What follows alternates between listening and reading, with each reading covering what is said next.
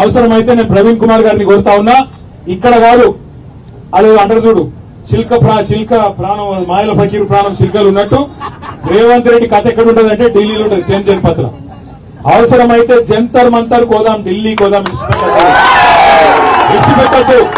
ఏదో ఇందిరా పార్క్ కాడికి వచ్చినాం కదా, వీడికి అయిపోయింది కదా, ఇక చాలు కదా అంటే కాదు.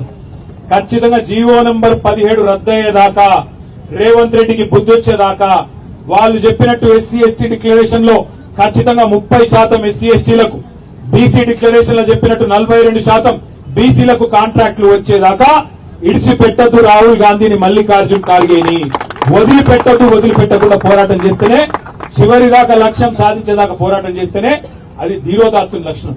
మధ్యలోనే ఒకరోజు గడబడి చేసినామా, ఆర్ఎస్పీ పిలిచింది కాబట్టి వచ్చినామా, అట్లా కాదు.